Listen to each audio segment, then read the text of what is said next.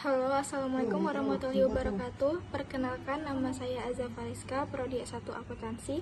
Di video ini saya akan membahas tentang fraud, examination, and management, yaitu bagaimana kecurangan bisa terjadi di dalam perusahaan serta cara mencegahnya.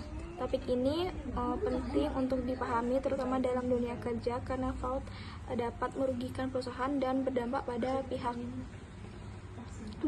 banyak pihak. Fraud, examination, and management adalah cara perusahaan untuk memahami, mendeteksi, dan mencegah kecurangan atau fraud.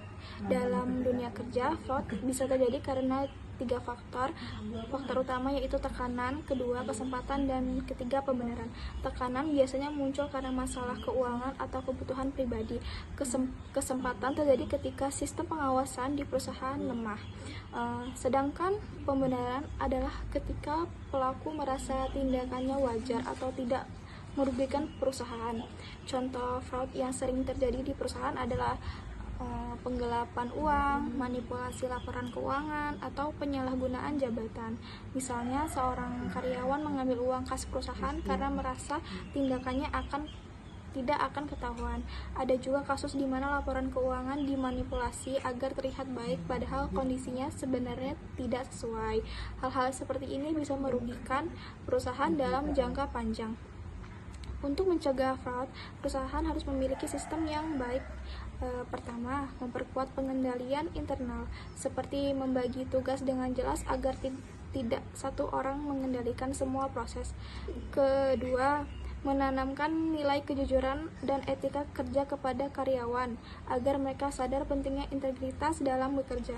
Ketiga, melakukan audit atau pemeriksaan secara rutin untuk mendeteksi kecurangan sejak dini.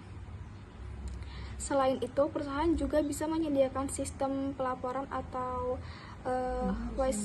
whistleblowing agar karyawan bisa melaporkan tindakan curang dengan aman tanpa takut. Hal ini penting karena terkadang fraud justru diketahui lebih dulu oleh orang dalam perusahaan. Peran manajemen juga sangat penting dalam mencegah fraud. Jika pimpinan memberikan contoh yang baik dan tegas terhadap kecurangan, maka karyawan juga akan lebih patuh terhadap aturan. Sebaliknya, jika pimpinan justru tidak tegas, maka peluang fraud akan semakin besar. Selain langkah-langkah tersebut, perusahaan juga perlu memberikan pelatihan atau edukasi kepada karyawan mengenai bahaya fraud. Dengan adanya pemahaman yang baik, karyawan akan lebih sadar dan berhati-hati dalam bekerja. Sebagai kesimpulannya, fraud bisa terjadi karena ada tekanan, kesempatan, dan pembenaran. Namun dengan sistem yang baik, pengawasan yang kuat, serta budaya kerja yang jujur, fraud dapat dicegah. Oleh karena itu, setiap perusahaan harus serius dalam menerapkan fraud, examination, and management agar bisnis tetap berjalan dengan baik dan terpercaya. Terima kasih. Wassalamualaikum warahmatullahi wabarakatuh.